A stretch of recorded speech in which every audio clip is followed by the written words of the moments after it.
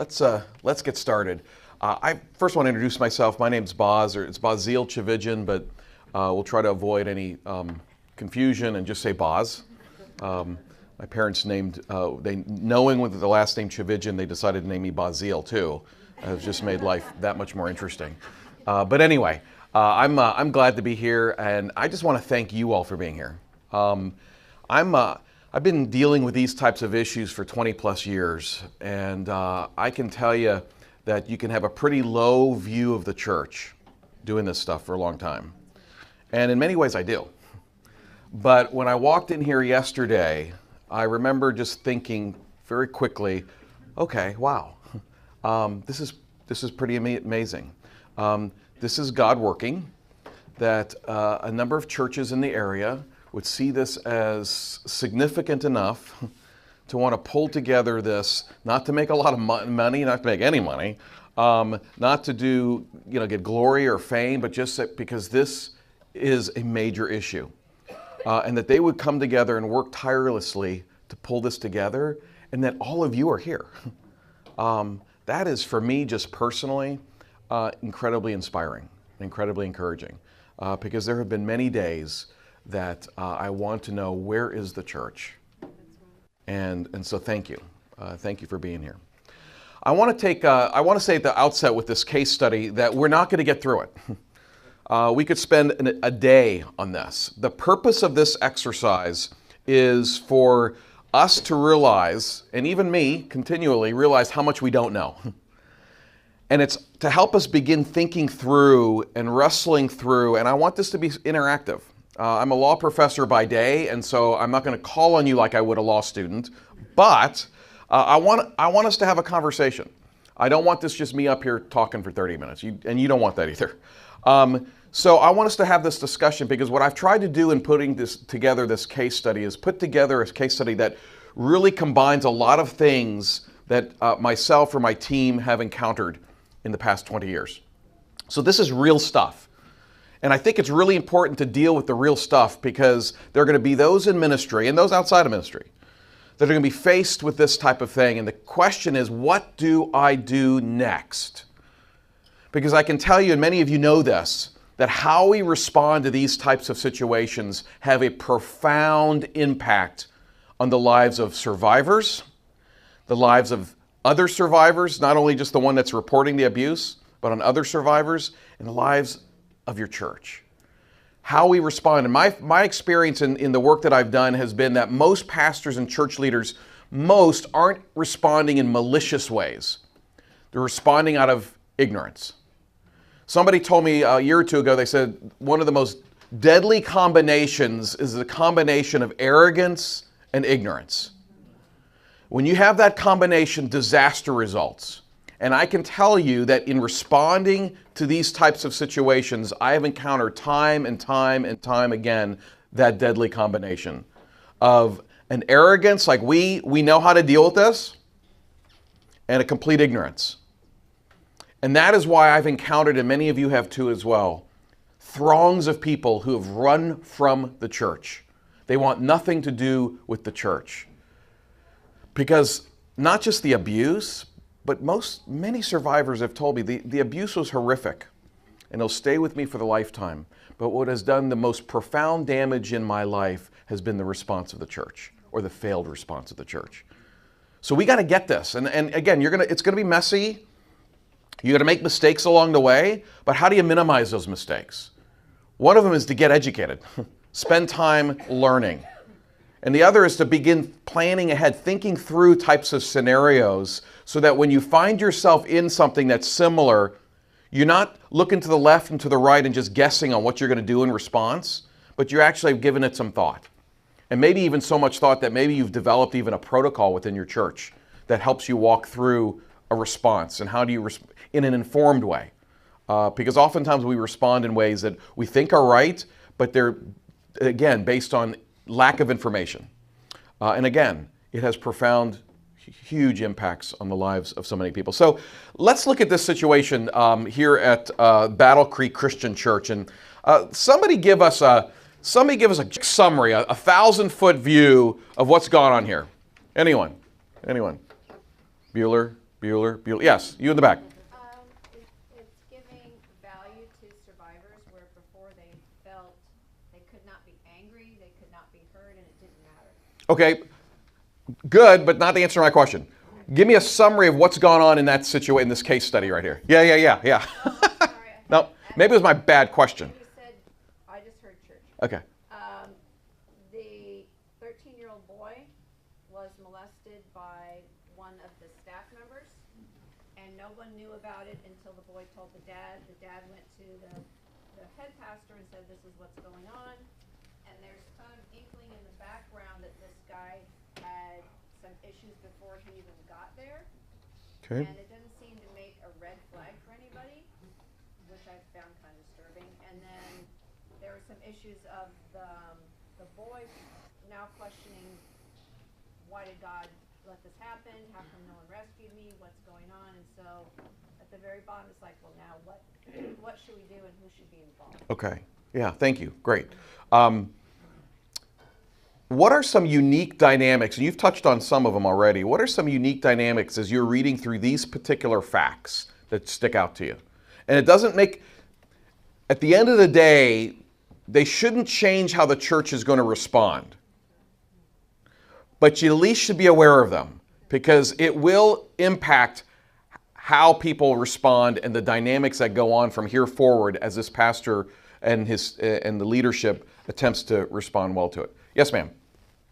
First of all, the pastor, the elder that's been accused is one of the few supportive, non-troublemaking elders. Secondly, the boy is known to be a troublemaker and hanging in the wrong group.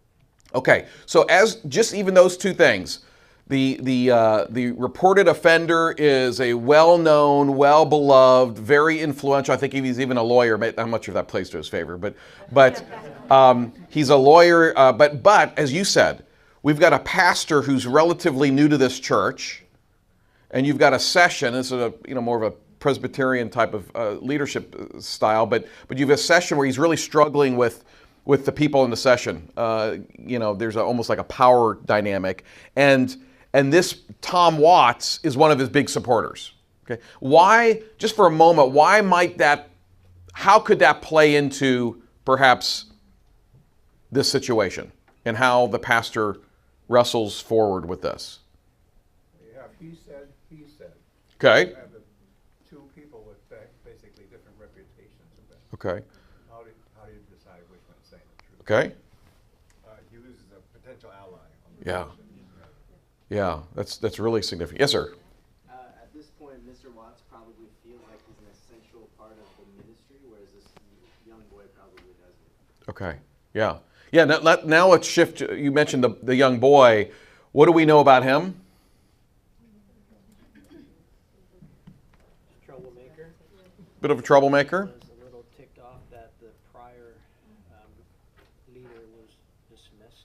Okay. Had a good relationship with him.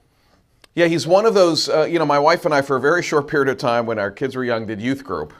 And if I'm being honest, there was always one or two in the youth group that when they didn't show up that week, I mean, if you're just being honest, you were like, oh, phew. This week's going to be a little bit easier. But that's Ben Long. Ben Long was the one that's a little bit of a, at least he had the reputation of that. Okay, sometimes the reputations go far worse than the reality, but he has the reputation for that. And he made some comments. What type of comment did he make? Because we have a situation we learn in this that occurred not too long ago involving the former youth pastor, right? We don't have many details about it. But what did Ben Long, or somebody overhear him saying? Yeah. So think about that. The dynamics with Tom Watts, but Ben Long. How do you think that will play out? Just doesn't take a rocket scientist. How do you think it'll play out in how the church, as this begins to unfold, perhaps may respond? At least some of those in the church may respond. Yes, sir. Kids making it up. Okay. Kids making it up. They're going to think that he's using that as a way to discredit him, to get him back. Okay. Because he was previously close to the one before. Okay. Anything else? Yes, ma'am. The family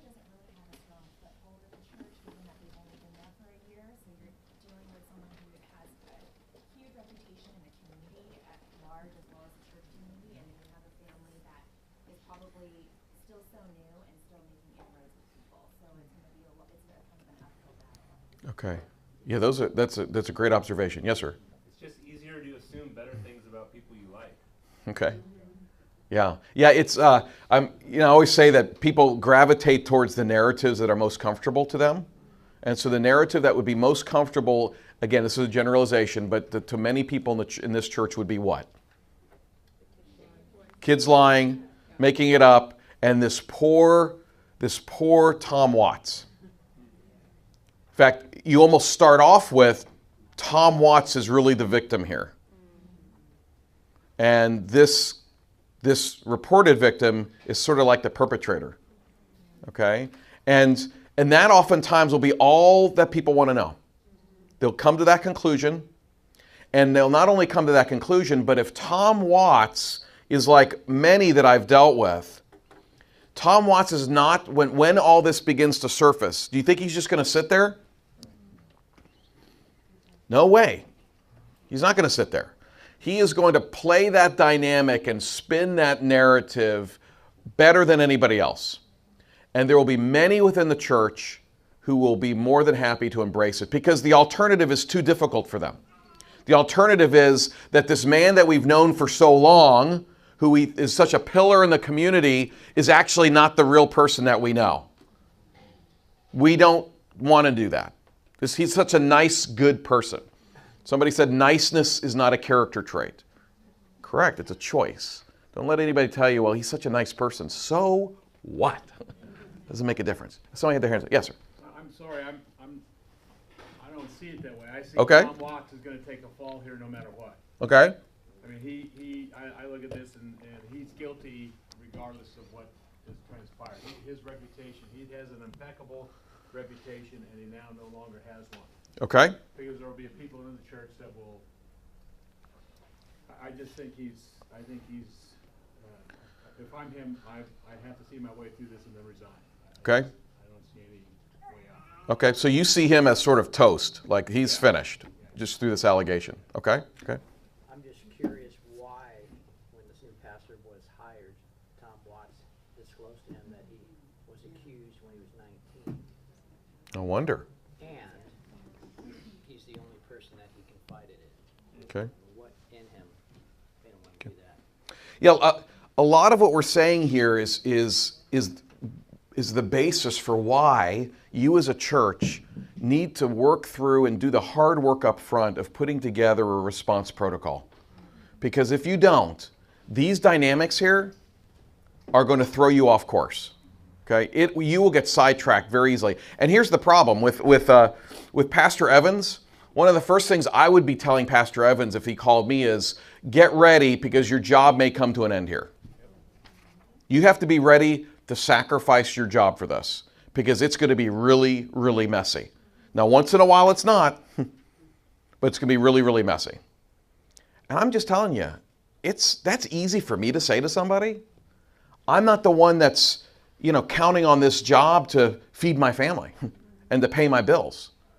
And if we don't think that influences how one may think, and I'm not saying that's bad, I mean, that's normal, then we're being naive. So he realizes, and he will realize over time, even if he doesn't now, that this is not just a minor thing that we're going to get over in our church. This is like somebody throwing a atomic bomb in the middle of our church. And at the end of the day, we're going to be picking up body pieces. So how do we approach and respond to this in a way that says, hey, we're going to approach it in a consistent, systematic way. Yes, each situation's a little bit different, but if you've got something to go to, if you can look at Tom Watts and say, Tom, these are the decisions we're making, but it's not because we don't like you, but it's because, remember that protocol that we put together 2 years ago? We're just following it. And we're not going to make exceptions. Because if we don't have that, we're going to respond differently depending who the reported offender is. If the reported offender is Tom Watts, you're going to respond, reality says you're going to respond differently than if the reported offender is the janitor that was just hired a week ago. You just are.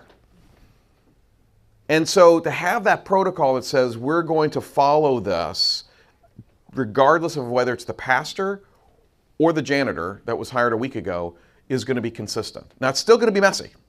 It's still going to be really messy, but at least you take that pressure off the pastor and leadership, saying you're responding to this in sort of unilateral ways that are either helpful to Tom Watts or the opposite, in hurting him.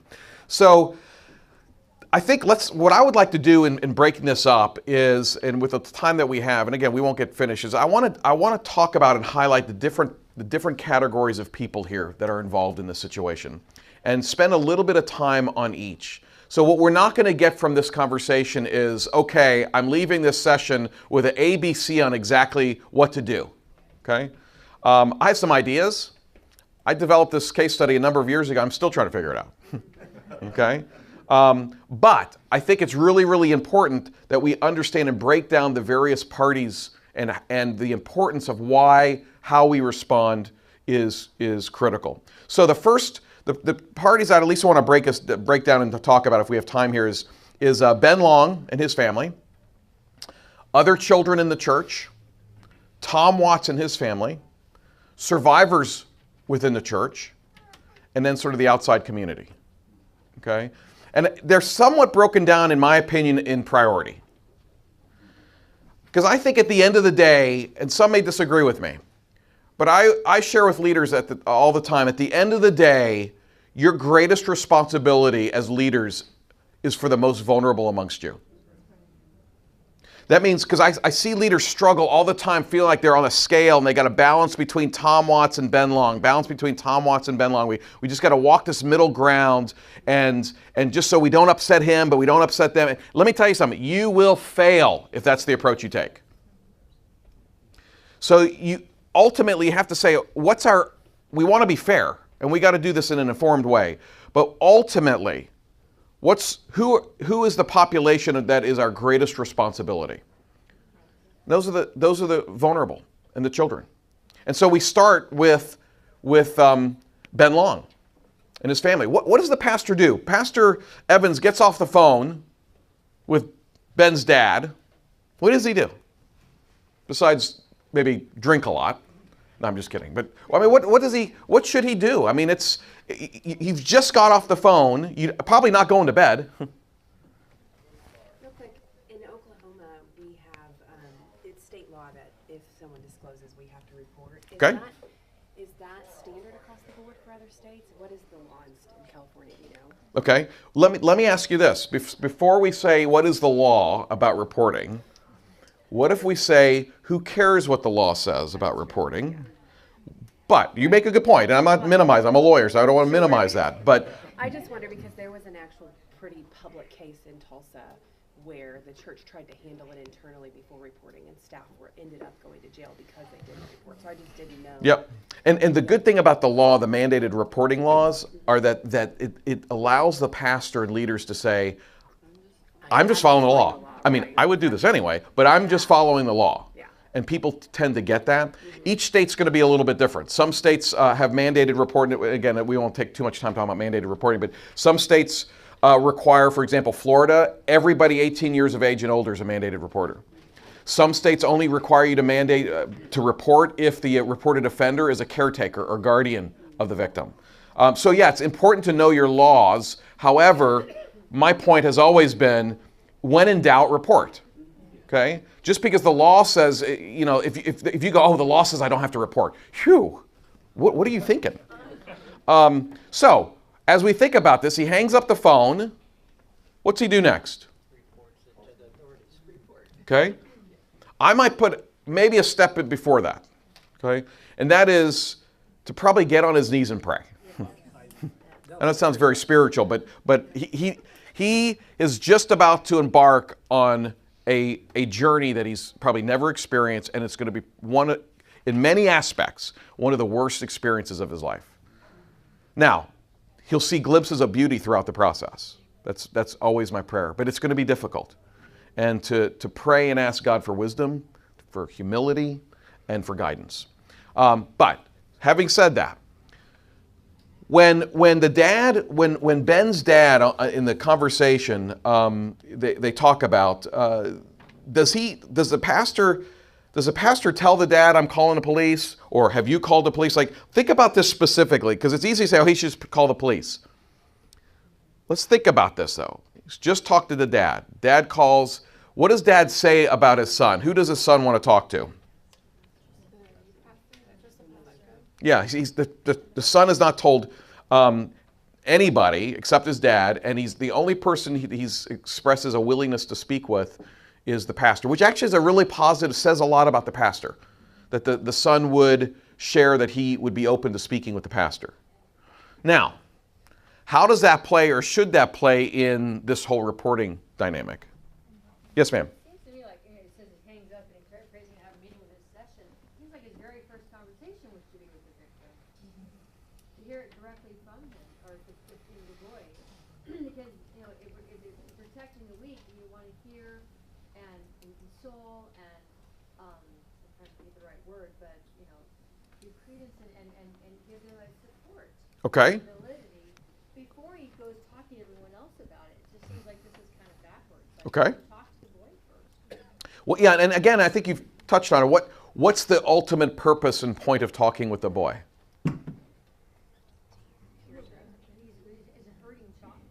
Okay. Okay. What if somebody were to say, well, listen, I know I need to call the police, but the moment I call law enforcement, it's going to, as was already mentioned, it's going to forever change the life of Tom Watts. So I need to go talk to this boy first. I need to just go talk to this boy before I make that decision. What do you think about that? Perhaps, but on the other hand, I think the more important thing is that this child needs to be ministered to, listened to, validated, Yeah. supported, because the pastor's not the only one about to go through the claims. This boy is too. Yeah. Yeah, well said. I think asking why you're going to go speak with the child, and again, we'll talk about whether that should be done before or after reporting, is really important.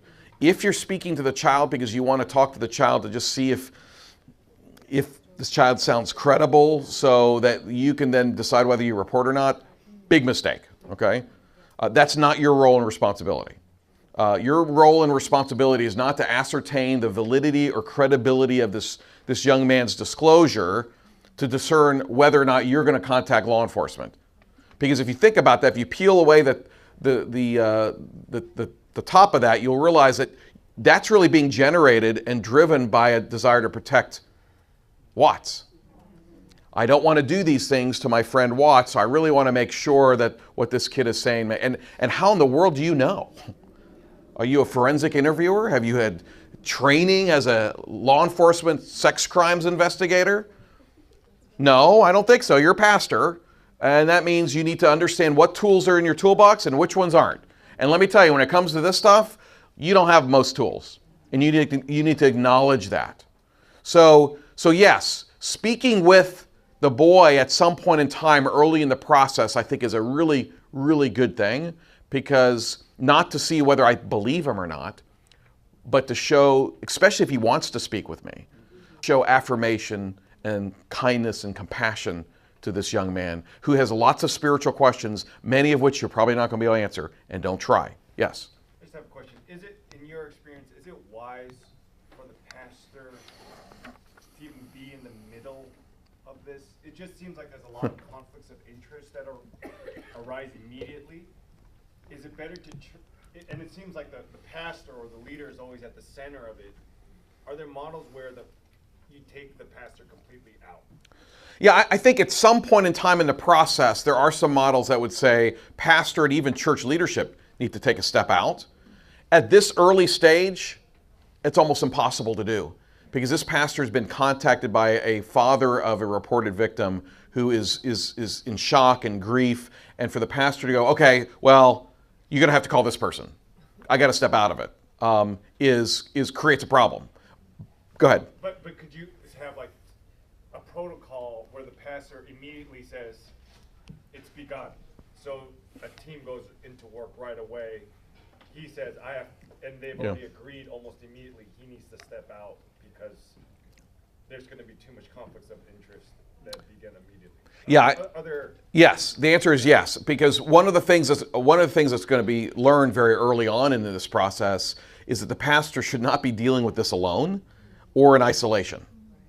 Some pastors, and I've encountered them, will try to do that, either because they think they can, or they don't want to bother anybody else, or quite frankly, if they're really honest, they're just trying to contain this because of what I talked about earlier. And so at some point in time in the process, sometimes earlier rather than later, preferably, yes, we have to, that's where that protocol comes in place. Say, okay, what do we do in the decisions we make as a church? Who's going to be making these decisions from here forward? Okay? And it shouldn't just be the pastor. It shouldn't, in many situations, shouldn't just be the leadership, the deacons or the elders, because those same conflicts exist. Oftentimes what we will encourage them to do is, you're already going to have a child safeguarding team in place, hopefully in your church. You'd have a member or two of that team. You might even have somebody outside of your church who doesn't really know all the parties be a part of that decision-making process. So it doesn't mean that nobody in leadership should be a part of this process, but it should be diluted with the input and expertise of some other people who are going to be pouring into that. So let's assume now the pastor gets off the phone. Does he make the call to the police? What if Ben's dad goes, listen, Ben does not want you to call the police. Ben really trusts you and he wants to meet with you. But he has promised me to tell you, do not call the police right now. He's so embarrassed. He's ashamed. What do you do? Yeah. Would it be okay to meet with him and the dad, since he wants to meet with you, and then ask the boy if you could report in front of them? Okay. Yeah, I think as you go through this, first of all, you want to ask dad, have you reported? And encourage the dad to do it. Okay? Because dad really should be the one, first and foremost, reporting this. And you following up to make sure that dad has done it. But if it's like the situation I've just described, there could be some value to saying, let's meet first thing in the morning, let's talk, we're going to report this. But yeah, what I don't want to do is further traumatize this young man and betray what he believes is trust with me by going ahead and reporting it before we can have that meeting first thing in the morning. But I'm telling you, it's going to be reported. Okay, I think that's a fair response. The issue is, are you going to do that? And you have to make the decision. It's getting reported. It's going to get reported tomorrow morning at 9 o'clock. We're going to meet at 8 o'clock. But the reason we're meeting is so I can listen and hear Ben and share with him why it's so important that this is reported to the authorities. And remember, why do we report this to the authorities? I mean, just so we are on the same page. Yeah, it's a crime has been reported. Okay? Okay, if you drove by the convenience store and saw somebody robbing it with a gun, you wouldn't think twice about calling 911 and reporting a crime. Okay? You also wouldn't pray about it, to be clear. Huh? You also wouldn't pray about it, to be clear. That's, well, if the crime is happening at the time you pass, yes, pray later. Okay? Just like if you see somebody getting abused, pray later. Act first. Okay, absolutely. But yeah, I mean, it's a crime. So you report the crime. Now, let me just say this as a side, because we probably won't have time to go into it much later on, is I think sometimes churches and church leaders get misguided by this whole reporting to law enforcement, thinking once I report to law enforcement, it's over, he's going to get investigated, he'll get charged, probably go to prison, and then we can go on with our merry little life, okay? The reality is, there's a strong likelihood that's not going to happen. The reality is that they're going to take the report. They may even investigate, and hopefully they will. But what happens when they come to you, when the Long family comes to you and says, we just heard from the prosecutor's office and they're not moving forward with the case? What do you do?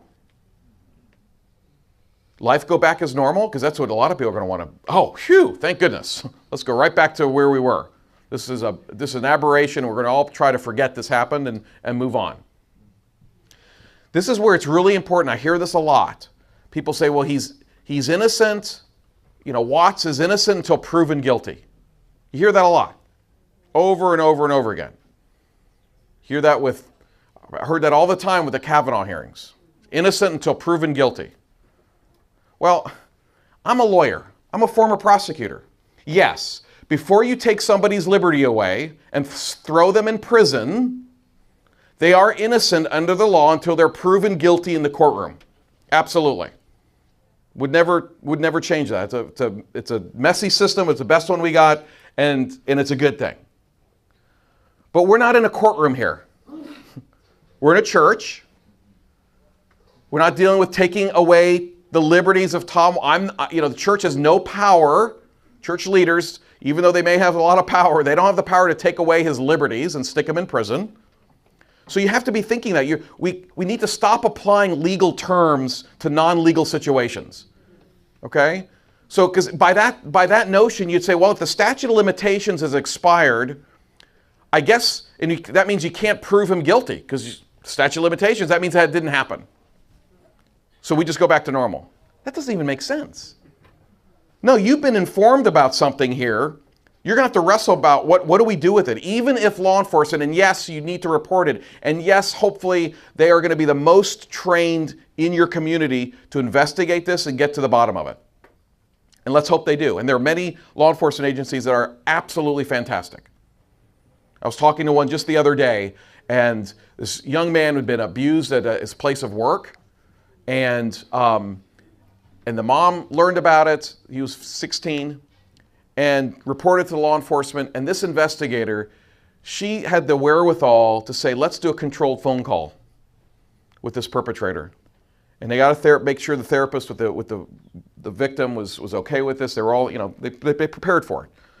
But this 16-year-old victim calls the perpetrator, and it's all recorded. And he confesses. Okay? Case was over. Finished. There was no trial. There's no need of trial because he confessed it on tape. But because the enforcement officer was that thinking ahead, going, this is a case where a controlled phone call would work. And it did. So there are some amazing law enforcement officers. But I have to tell you, there are also some really bad ones who just see this as, oh my goodness, I don't even want to get myself involved with this. And that oftentimes is what you're going to encounter. So I guess my point is, don't rest everything on, okay, we're going to report this, let law enforcement do their job, and then we can go back to normal. Because there's a likelihood that maybe law enforcement doesn't do their job. And you've been given this bomb has gone off. You can't put it back in the casings. You've got to deal with this. So that's why the decisions you make from here forward, regardless of what happens with law enforcement, are really critical. So, reporting the crime to the police. Meet with Ben. I think that's a really good advice, especially if he wants to. Don't force a meeting. Okay? Don't think through this. And I had a friend of mine who's a survivor, and he keeps saying this, and it's so true. It's simple, but it's so true. He goes, we have to look at these things intentionally through the lens of the victim. And we forget that. So we look at it through our lenses. And even though we may be acting in a way that's in good faith, we're not looking at it through the lens of the victim. So don't force that meeting. Don't say, if the child doesn't want to meet with, the young person doesn't want to meet with you, and I think also depends on the age of the person too, you have to sort of gauge that. But if the reported victim wants to meet with you as the pastor, by all means, do that. That's great. And like I said earlier, that child may have a lot of questions. Some may not have any questions just yet. They will. And a lot of the questions may be very difficult spiritual questions. And I'm just going to tell you now, and this is maybe I'm the minority in this, but I don't know a lot of answers. I don't know exactly what to tell that young boy when he asks, where was Jesus? I didn't know what to tell the person who heard me talking about Jesus and his love for people and humanity, and that person coming up to me afterwards going, well, that's really nice. I love hearing about that Jesus. Where was that Jesus when my father was coming in my room every night and raping me? Was he watching? Standing by? I don't know how to answer that. Because that sort of makes me angry at God. And God can handle it. But that's an honest response. What I can say is, I don't know, and that makes me really angry. And it makes me really sad. But I'm here now. And we're not leaving your side. And we are going to walk this with you every step of the way. And if you say that, you better do it. Because what I find so oftentimes in response situations is we sometimes we do a really good job walking the first week, 2 weeks, 3 weeks. Fast forward 5 months, we're moving on. We got other church things to do. And thinking it like, okay, I mean, we've given a lot to this. And as church life moves on, and again, the whole life of the church cannot just stop forever here. Church does move forward, but it moves forward in a different way. But you have to be able to connect somebody with this family who's going to, their role is going to be to keep in touch with them, to let them make sure that they do not fall through the cracks, to come back and not be a tattletale and a reporter to the leadership. That's not what you do. That's a control issue, and that's wrong, okay? It's to love this family. How do we love this family? One of the ways we love this family is by never letting them go, never letting them fall through the cracks, okay? Working through difficult issues with them. Because there are going to be difficult issues as we move forward. You know, what about the issue, and again, we've already run out of time, but what about when you talk about, when you talk to Tom Watts, and you begin to say, okay, for the time being, we're drawing some boundaries. What do those boundaries look like? Is Tom told, listen, until further notice, you can't come to church? We're going to assign an elder to you. That elder is going to meet with you on a weekly basis. Nowadays, you can find the sermons online. We will have communion with you if you want, but that person's going to be in touch with you. But for right now, it's best that you don't. Well, that's not fair. Maybe not. But remember, who is the top priority here? Yeah, so you don't look at the two things. You don't look at the family. You don't look at the Long family and say, listen, we're going to do every other week. You guys come to church, and then they'll come to church. You guys, why? Why should the Long family be penalized? And we're not penalizing. We're just drawing boundaries. Boundaries that are vigilantly advocating and protecting for the vulnerable. Now, that doesn't necessarily last forever. And those boundaries, the Long family may say, listen, we're not going to come to church for the next period of time. Then you got to make that decision.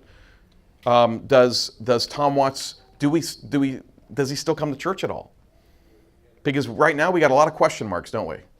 Do we want Tom Watts with those question marks around vulnerable children? Well, sounds like you're making him guilty already. No, I'm just saying that let's assume for a moment, ask yourself this. If somebody told you as you were bringing your child to a babysitter that there's a 50% chance that babysitter would sexually victimize your child, would you drop your child off there? Okay, good answer. How about a 40% chance? How about a 30% chance? How about a 5% chance? So if one of your primary responsibilities is to protect the vulnerable in your church, and now you've been put on notice, whether it's true or not, you've been put on notice that this man has allegedly sexually victimized this young person. Even if he's only 5% chance he's telling the truth, you can't take that risk right now. Because your primary responsibility are the children and the vulnerable people in your church. Those are the difficult decisions you're going to have to make. I'll just say this in closing. Again, this was just we should have like 2 or 3 hours of this. But here's the other one thing I do want to make mention of, and I think it's really important, and that is the other survivors within your church. Every church is filled with sexual abuse survivors. Many of them you know, and most of them you don't. But I can tell you this, when this thing surfaces, they're going to be watching. Some of them will be watching very vocally, and some won't ever say a word. And oftentimes the ones that don't say a word are the ones that experience their own trauma, not only being abused, but because of how their church responded to their situation. And they're going to be watching quietly to see how you respond. And ask yourself, and these are the things you need to ask yourself as leaders when you make decisions along the way. You need to ask yourself, how does this decision affect that category of people?